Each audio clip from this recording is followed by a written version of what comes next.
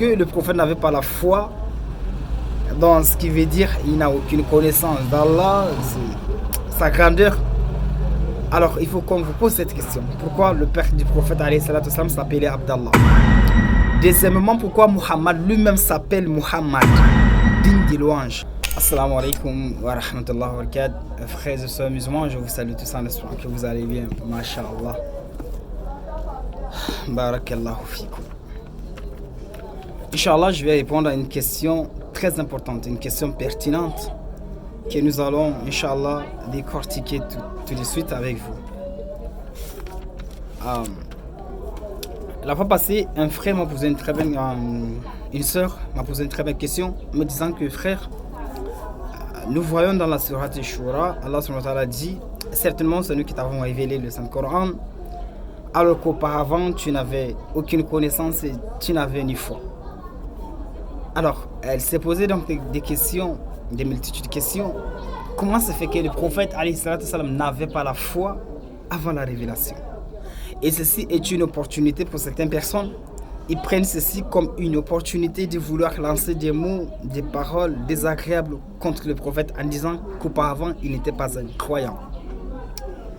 Et même s'il ne l'emploie pas, certains thèmes, nous connaissons déjà où ils veulent y aller. Mais Inch'Allah, j'ai trouvé nécessaire franchement de faire un petit rappel concernant n'est-ce pas, cette question pertinente. Alors, le verset, en réalité, Allah il a parlé réellement de la foi, que le prophète n'avait pas la foi ni la connaissance. Mais pour répondre à cette question, il se pose d'abord des questions. De quelle foi s'agit-il? Est-ce que le prophète n'avait pas la foi aux anges, au jour dernier, en Allah, aux livres révélés avant lui, ou bien à la résurrection? Vous voyez? Il faut donc qu'on se pose des questions. Quelles sont vraiment, soit quelle est la foi que les prophètes n'avaient pas auparavant, avant la révélation? Avant de se poser cette question, il faut que l'homme se pose d'abord la question. Pourquoi le père du prophète alayhi salatu wassalam s'appelait Abdallah, qui veut dire serviteur d'Allah? Si réellement ils disent que le prophète n'avait pas la foi dans ce qui veut dire il n'a aucune connaissance d'Allah, sa grandeur, alors il faut qu'on vous pose cette question. Pourquoi le père du prophète alayhi salatu wassalam s'appelait Abdallah? Deuxièmement, pourquoi Muhammad lui-même s'appelle Muhammad, digne des louanges, dès sa naissance? Pourquoi cela? Et donc, pourquoi le prophète lui-même s'éloignait de ces gens pour aller se rendre dans les histoires comme Hira, pour aller méditer sur la grandeur d'Allah, le maître des cieux et autres, etc. En réalité, vous allez donc comprendre, vous allez finir par comprendre que les prophètes avaient tellement la foi. Dans la foi qu'il s'agit ici, il s'agit d'une foi qui définit une conscience en une chose précise. Donc, ce qui veut dire, c'est tout simplement comme dire que le prophète n'avait pas la foi en islam. Il n'avait pas la conscience d'une religion révélée par Allah qui veut dire l'islam. Et qu'est-ce que cela veut dire? Quels sont ses principes? Le prophète ne connaît pas. Il ne connaît pas quels sont les principes d'Allah, quelles sont ses instructions. Donc il n'avait aucune foi, aucune conscience, et il n'avait aucune connaissance. La raison pour laquelle Allah subhanahu wa ta'ala, tu n'avais aucune connaissance ni foi. Lorsqu'on croit en une chose, on croit fermement, mais si nous n'avons aucune connaissance de cette chose, alors nous n'avons aucune conscience de cette chose. Les prophètes, en réalité, le prophète avait la foi en Allah. Lui-même, il savait qu'un jour, il va finir par mourir, il va rencontrer Allah et finalement, va-t-il rendre compte, n'est-ce pas, de ce qu'il a œuvré, n'est-ce pas, durant sa vie. Mais il n'avait aucune conscience, aucune connaissance de servir Allah. Comment faire pour adorer Allah, comment faire pour le servir? Il n'avait aucune connaissance ni foi, c'est-à-dire conscience.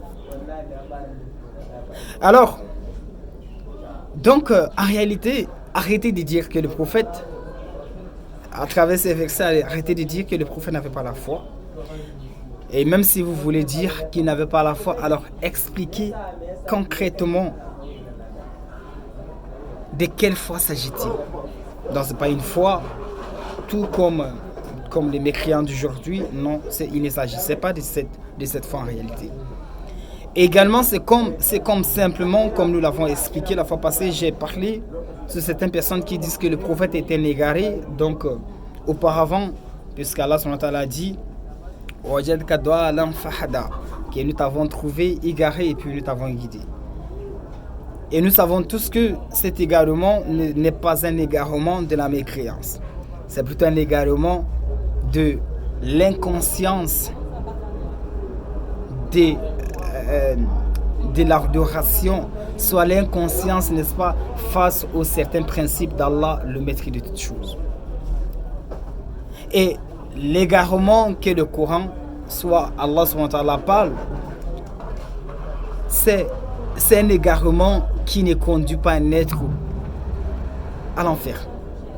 Par exemple, Allah subhanahu wa ta'ala dit au prophète alayhi salatu salam, avertit à ces peuples qui n'ont reçu aucun avertisseur. Ils étaient des égarés parce qu'ils n'ont reçu aucun messager qui finit par les enseigner les enseignements, qui finit par les présenter, n'est-ce pas, les prescriptions d'Allah, le maître de toutes choses. Donc, ce qui veut dire, en réalité, il était un égaré, et l'égarement qui n'est pas celui qui conduit à l'affaire. Pourquoi? Parce que le prophète n'avait aucune conscience. Et c'est pourquoi lorsque nous parlons, n'est-ce pas, des thèmes égarés, n'est-ce pas, dans ce sens, cela ne veut pas dire que le prophète était soumis à une volonté non celle d'Allah, mais plutôt il était tout simplement là, adorer Allah. Il ne connaît pas comment faire adorer Allah. Il ne connaît pas comment... Vous voyez dans ce sens. Donc le prophète était un croyant. Il croyait en Allah, mais il n'avait pas les moyens ou une connaissance ou une certitude qui lui permet d'adorer Allah dans un bon sens. C'est pourquoi en islam, toute chose ne se fait pas par imagination. On fait toute chose selon la certitude et selon également ce qu'on a comme enseignement et ce qu'on a selon la connaissance. Et c'est dans le même cadre que j'ai évoqué, n'est-ce pas, un sujet, Inch'Allah, un sujet officiel, Inch'Allah, que je vais parler dans quelques jours, c'est-à-dire la destination de certaines personnes qui aujourd'hui, le monde aujourd'hui, les qualifie, peut-être soit estime que leur destination sera telle, l'enfer ou bien le paradis, sans aucune connaissance et sans aucune certitude, n'est-ce pas, de ce qu'il parle. Donc en réalité, le prophète Muhammad, alayhi salatu salam, fils de grand, fils d'Abdallah et Amina, il avait la foi en Allah, mais la foi que la sourate Shura parle, il s'agit d'une foi en islam. Le prophète croyait en Allah, mais n'avait aucune conscience, aucune connaissance d'une religion islam. C'est bien plutôt lorsqu'Allah lui révéla le Saint-Coran que le prophète a finalement, il s'est rendu compte que non, la religion d'Allah en réalité c'est l'islam. Donc c'est comme quelqu'un qui marche, qui ne sait pas où il s'en va. Il ne sait pas où il est en train de partir. Mais lorsqu'on le révéla que non, le chemin sur lequel tu es, la destination sera à tel lieu. Et donc en ce moment, on s'en rend compte qu'en réalité, le chemin sur lequel nous sommes, voici la destination s'appelle telle, et voici comment marcher. C'est ainsi. Et la religion musulmane, avant la révélation du prophète alayhi salatu salam, ne connaissait rien du tout de l'islam, ni la prière, ni la salat, le jeûne, la zakat et autres. Il n'avait aucune conscience, aucune connaissance. Mais après la révélation, Allah subhanahu wa ta'ala a fini par lui montrer que non, voici ta religion, voici comment m'adorer Allah, voici les principes. Et c'est ainsi de suite. Tous les prophètes, avant qu'ils ne soient nommés comme prophètes, c'est-à-dire physiquement, avant qu'Allah ne fasse sa révélation sur eux, ils sont tous des hommes qui n'ont pas la foi en la religion d'Allah le Maître. Et ils finissent, c'est-à-dire par comprendre la religion, par avoir une idée, une conscience et une foi en religion juste après la révélation. Et donc, comme certains, n'est-ce pas, disaient que non, peut-être que le prophète n'avait pas. Comment donc pouvez-vous dire qu'un homme qui a été nommé depuis, avant même sa naissance, prophète, n'avait pas la foi en Allah? Mais non, pas du tout. Chaque prophète envoyé par Allah, cet homme, il est choisi avant sa naissance. Et cela, je vais, Inch'Allah, je vais parler sur ce sujet plus tard. Nous allons donc voir comment les prophètes sont choisis avant leur naissance. Et je vais décortiquer cela islamiquement parlant. Et je vais me baser sur le Saint-Coran, Inch'Allah, pour éclairer, n'est-ce pas, ce sujet dans la paix, Inch'Allah, d'Allah, si Allah, le maître de toutes choses, me permet, et je le ferai un jour. Assalamu alaikum wa rahmatullahi wa barakatuh. Votre frère toujours, Youssouf Mohammed.